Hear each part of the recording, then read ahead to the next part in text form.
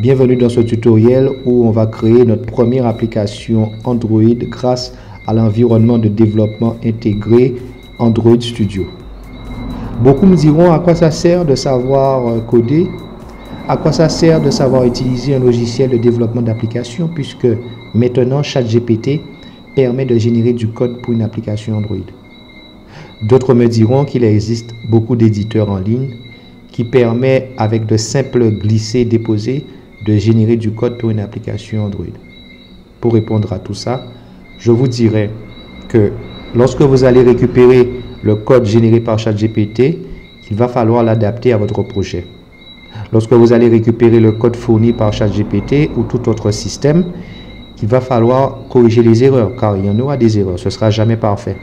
Et pour pouvoir adapter le code généré par ChatGPT, pour pouvoir adapter le code généré par un autre système, il va falloir comprendre l'architecture d'une application Android afin d'intervenir sur les bons fichiers pour l'adapter à votre projet.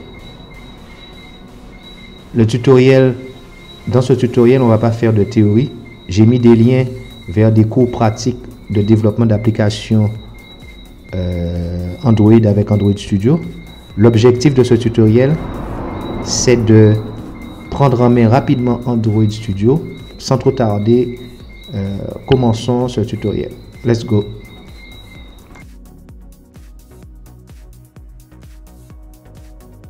Après avoir tapé Android Studio dans votre moteur de recherche ou cliquer sur le lien que j'ai mis dans la description de la vidéo, vous allez accepter les termes et conditions, cliquez sur Download Android Studio. 6 minutes sont nécessaires pour télécharger Android Studio avec un PC doté d'un processeur Intel i5. Dans le prochain chapitre, on verra comment configurer Android Studio. Vous lancez l'installation d'Android Studio, cela va vous prendre quelques minutes.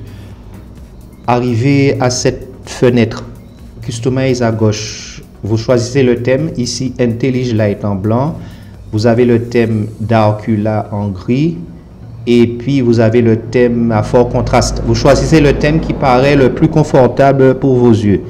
Vous cliquez ensuite sur Configure en bas. Pour les débutants, vous ne touchez pas aux paramètres. Pour les développeurs Android qui ont des habitudes sur la manière dont se présente le code, les couleurs, les polices, vous faites vos modifications sans oublier d'appuyer sur le bouton Apply.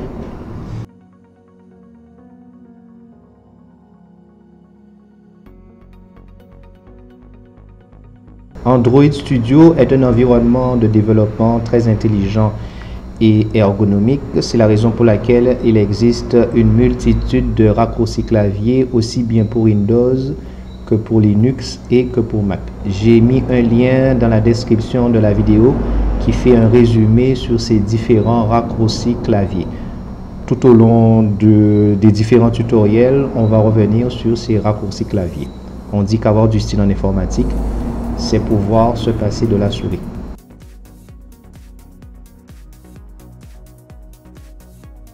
Sur le côté gauche, vous avez l'arborescence des fichiers. Sur la droite, le contenu du fichier en cours d'édition.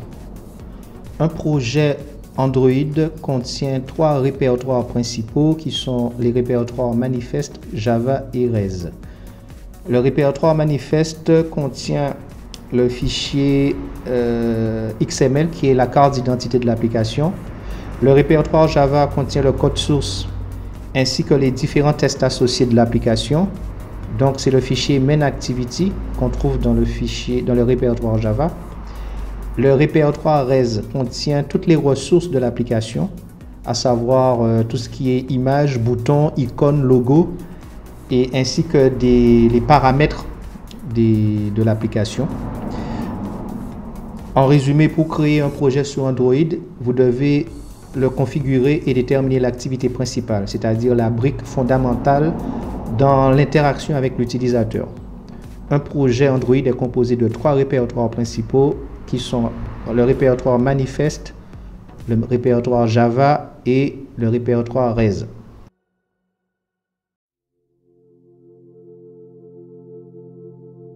Notre première activité, une activité sous Android, c'est l'écran d'interaction qui interagit avec l'utilisateur. On va créer un écran qui ressemble à ça, à ce qui s'affiche en ce moment, à savoir une question qu'on pose à l'utilisateur, c'est à savoir d'entrer son nom. On lui demande d'entrer son nom, un champ pour qu'il puisse entrer son nom et un bouton pour qu'il puisse lancer le quiz, pour qu'il puisse lancer l'application. Pour créer une activité, la première activité, il faut aller dans le répertoire RES et dans le dossier Layout qui n'apparaît pas ici et cliquer sur le fichier activity_main.xml. Je vais créer ce fichier. Je vais créer la première activité en cliquant droit sur le dossier RES, New, Activity et Empty Views Activity. Je clique sur Empty Views Activity. Je donne un nom à cette activité qui est Login, puisque c'est grâce à cette activité que qu'on va entrer le nom de l'utilisateur. Et puis voilà, generate layout file. OK, finish.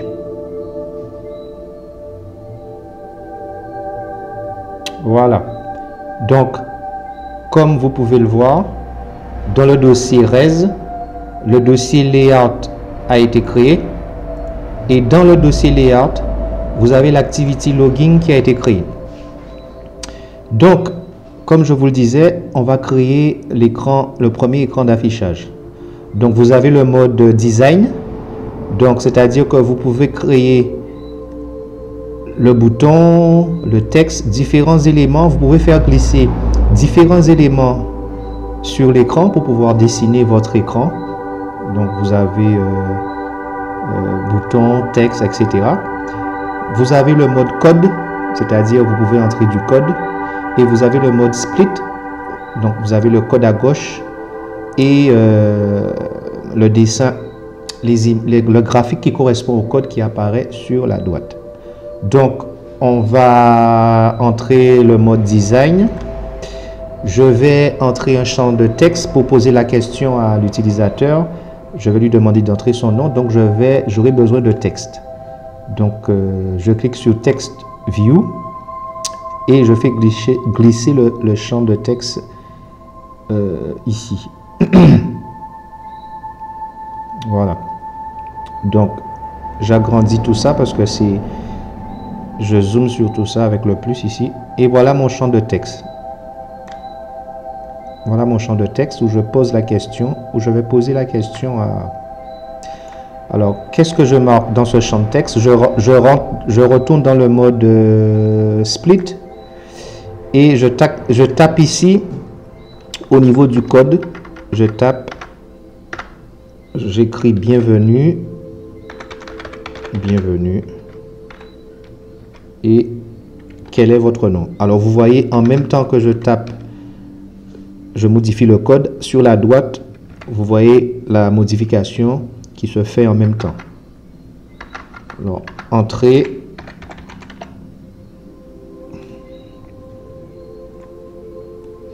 J'ai un problème avec le Z de mon clavier. Voilà. Entrez votre nom. Entrez votre nom. Voilà. Donc, voilà. J'ai créé le premier champ. Je passe en mode design. Je vais maintenant entrer le champ dans lequel l'utilisateur va entrer son nom. Donc c'est plain text, je crois, et plain text, voilà, je mets ça ici. Donc je peux modifier la dimension, etc. Je peux le placer où je veux. Ça se fait grâce au graphique sur la droite. Vous pouvez modifier comme vous voulez. Donc ici l'utilisateur va entrer son nom, voilà. OK. Donc voilà à quoi va ressembler l'écran. OK. Je regarde le code, à quoi ça ressemble. Donc le code ressemble à ça. Text view, edit text, edit text, c'est pour entrer des données, pour récupérer des données. Voilà. Ensuite, je vais placer le bouton qui va permettre de lancer l'application. Ici, voici le bouton. bouton ici et hop, je mets le bouton ici. Voilà. Je clique à l'intérieur du bouton pour pouvoir modifier son nom. Je passe en mode split. Ici, j'ai la section bouton dans le code. À la place du bouton, je peux mettre lancer ou jouer. Voilà. Jouer. Voilà. Voilà à quoi ressemble ma première activité qui va apparaître lorsqu'on va lancer l'application. Il sera beaucoup plus simple pour ceux et celles qui ont déjà développé un programme en langage objet comme le langage Java ou le langage C++ d'utiliser Android Studio puisque c'est le langage Java que vous allez retrouver dans le code source. Pour ceux qui n'ont jamais programmé, je vous conseille d'utiliser les éditeurs en ligne qui permettent de créer une application Android avec de simples glisser-déposer de widgets et d'éléments graphiques. Dans ce tutoriel, on a vu comment créer l'interface utilisateur avec les éléments graphiques. Dans le prochain tutoriel, on va améliorer l'interface utilisateur et on va voir comment créer les éléments graphiques à partir du code source en mode split. Sur ce, je vous donne rendez-vous au prochain tutoriel.